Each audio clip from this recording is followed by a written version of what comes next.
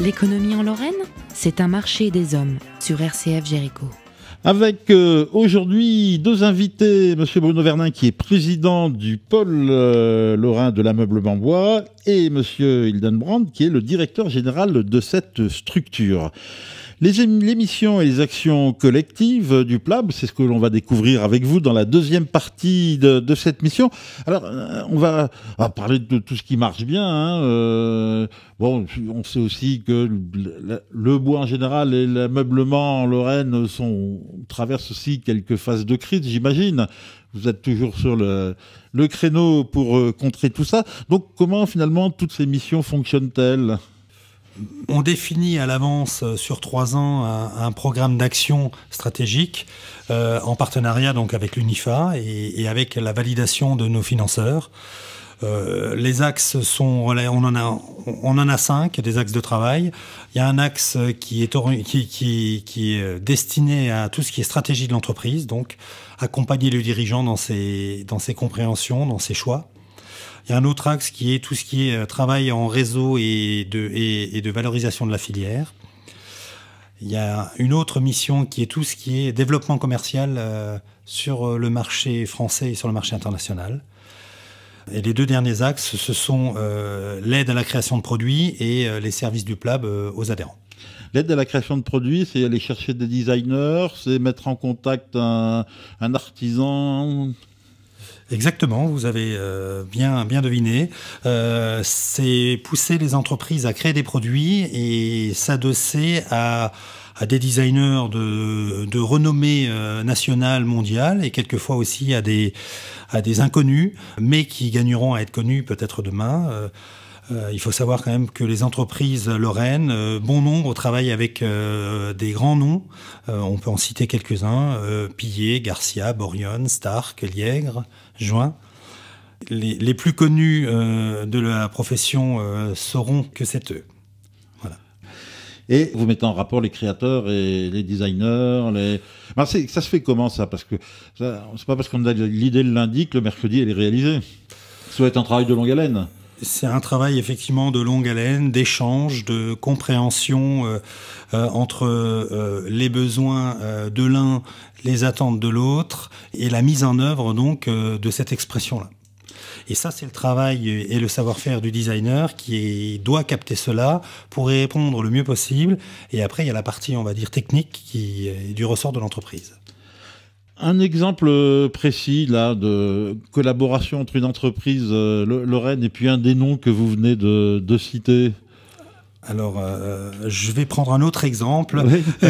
Non pas un nom qui a été cité d'ici, mais qui fera quand même plaisir à la Lorraine, parce que c'est un designer lorrain. Nous avons accompagné, il y a 2 ans de cela, une société meusienne dans une diversification d'activités, avec un designer donc nancéen. Visiblement, le produit et l'idée a séduit la profession puisque ça lui a permis d'obtenir un label VIA en 2009, qui est donc un prix national qui est décerné qu'à environ 25 créations par an. Il faut tomber sur les designers qui ont le sens de ce que va aimer le public là, à ce niveau-là. Sinon, c'est une création pour rien. Les designers, c'est un métier particulier. Oui. Il faut être sensible aux influences du temps. Faut aussi être capable de faire des projets qui soient quelque part réalisables, même si quelquefois l'entreprise doit un peu se forcer, je dirais, pour sortir de ses habitudes, pour aller vers le produit. C'est une alchimie assez complexe qu'il faut apprendre parce que c'est vrai que ça décoiffe un peu. Il y a des bons enfants, quelquefois il y a de beaux enfants, quelquefois les enfants sont moins réussis. Enfin bon, mais c'est un facteur créatif dans le meuble, parce que dans le meuble, comment innover, je dirais, en dehors de faire appel à des gens qui ont un regard plus extérieur, qui sont beaucoup sur des salons, enfin, et donc qui amènent une sensibilité que l'entreprise implantée quelque part en Lorraine n'a pas forcément. Vous évoquez, M. Hildenbrand, le travail sur l'image. Ça veut dire que le PLAB est là et pour dire, en Lorraine, on ne fait pas que des meubles Louis Caisse en chêne ou en sapin, quoi. En gros, c'est ça. Oui, tout à fait, oui.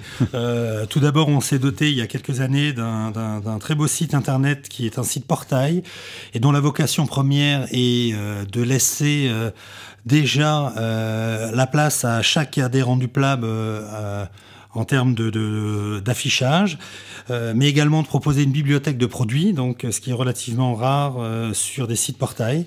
Et donc ce site, il a réellement une bonne présence et une bonne fréquentation sur la toile, comme on le dit. Et au-delà de ça, on fait aussi des actions de travail d'image, et on en a fait une très jolie cette année à la Foire de Nancy, puisqu'on a présenté une exposition qui s'appelait Design by PLAB. La philosophie de l'exposition, c'était de montrer les produits qui sont fabriqués en Lorraine par l'intermédiaire des designers ou avec le concours des designers, et que le grand public n'est pas habitué à voir dans les magasins de meubles. Ah ben voilà, effectivement, j'ai vu ça cette année, mais j'avais pas fait le lien avec le PLAB, là, mais à culpa. Il n'est pas trop tard. Il n'est pas trop tard, voilà. Effectivement, oui, il y avait des créations très très contemporaines qui trouvent facilement une clientèle. Parce qu'aujourd'hui, les jeunes, c'est plutôt Ikea que de la création contemporaine. Il faut savoir que 2 entreprises ont un savoir-faire d'exception et de tradition, très orienté sur le haut de gamme, et donc effectivement toutes ces entreprises-là sont à la recherche de marchés d'exception, et notamment à l'international, où ils trouvent beaucoup d'aménagements de prestige à réaliser, des grands hôtels, et c'est essentiellement là les débouchés de leurs activités, de leur savoir-faire.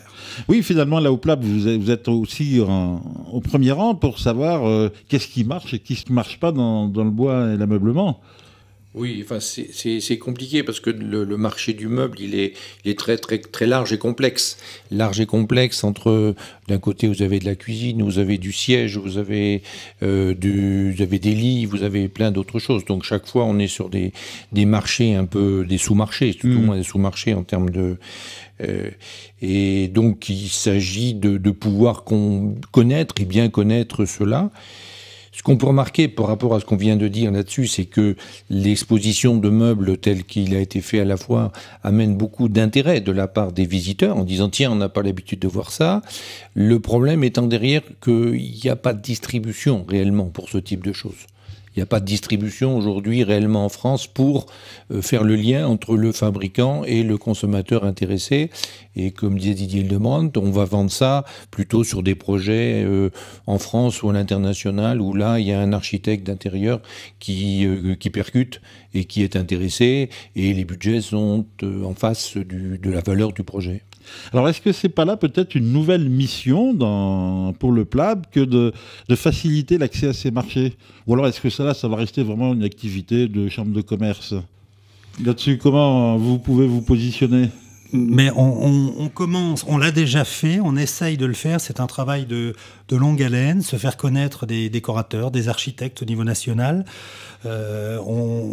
On va prochainement, au mois de novembre, présenter un stand collectif Pôle Hôtellerie Lorraine au salon Équipe Hôtel, et on invitera bien évidemment les architectes et les décorateurs à venir voir, apprécier tout ce savoir-faire lorrain, pour que dans les futurs projets, ils pensent à la Lorraine pour s'équiper et s'entourer des compétences dont ils ont besoin. Finalement, la meilleure façon pour le PLAB, encore aujourd'hui, c'est d'être présent sur des salons français, européens ou même au-delà pour faire connaître nos productions lorraines. Oui, en fait, c'est pas le PLAB en tant que tel. Le PLAB est plus ou moins transparent par rapport aux entreprises. Il aide les entreprises à apparaître et à faire apparaître leurs produits sur ces marchés en les conseillant, en les facilitant, en les aidant et en subventionnant parfois le coût de cette présence sur des salons qui est assez élevé. Pour faciliter la démarche de compréhension de celles et de ceux qui nous écoutent, on peut prendre quelques données. Le PLAB a accompagné un groupe de 7 entreprises à la certification PEFC. Alors c'est produit, là, c'est un anglicisme, PEFC, ça veut dire quoi?